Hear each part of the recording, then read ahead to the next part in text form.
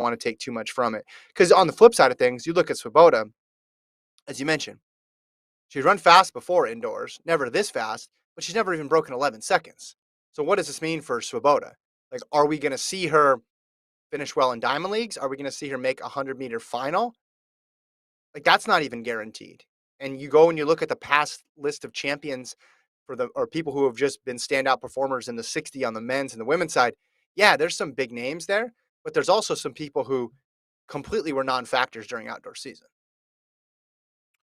Yeah, her career is very perplexing. Like, you would not pick her out of the hat as the first one to beat Elaine Thompson-Herah post her incredible Olympic double, but she Yeah. is, and man, she's looking good out there.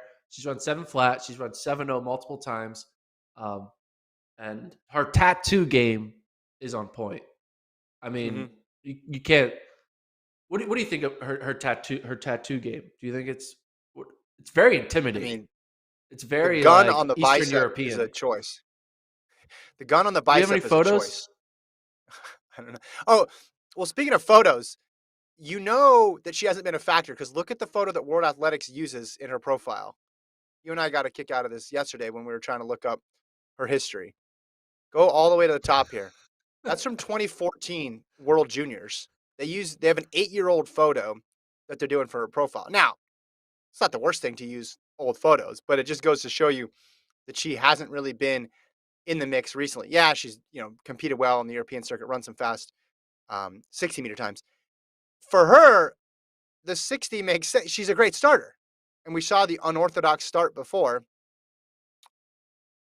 where her foot came off the blocks and then came back down. Whatever she's doing works, and if you're a great starter, that's all that matters in the 60. I mean, you need to be able to finish the race a little bit, but that's the power move in the 60 that people don't. Even someone like Thompson-Herah, who we know how good her top end speed is, they have a difficult time beating someone who's just a pure starter, which is on the men's side what makes Coleman so good because he has the start and then he has that second part of his race as well too, which is why he's a world record holder. I also think her like black nail polish is very intimidating. Like the black on white is very like, whew, it's a very like, you don't mess with me. I don't know.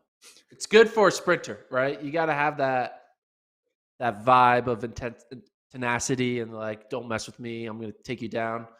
Sprinting has Mhm. that little. You need a little bit of spark, and she definitely is doing a good job at like not playing the role, but just like be look. I don't know. It's a very good look for a sprinter. I don't know. I enjoyed it. I know it has nothing to do with the actual training and Mhm. the actual skill and the talent of a runner going from one place to another.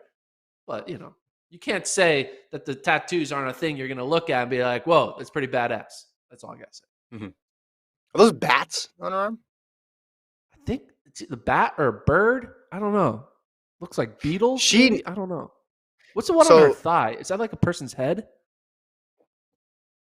when you Did go to a she? track meet, when you're in the media area of a track meet and someone walks through, the first question that a lot of journalists ask, especially if they're not used to covering track, is like, "Explain your tattoos." It's just like a general question that gets asked at every single track meet. And if someone has a lot of tattoos, they'll sit there for, depending on how talkative they are, several minutes explaining, and this one's this, and this one means that, and this one means that. So I don't know if she's had one of those um, interviews yet. She keeps running like this, obviously.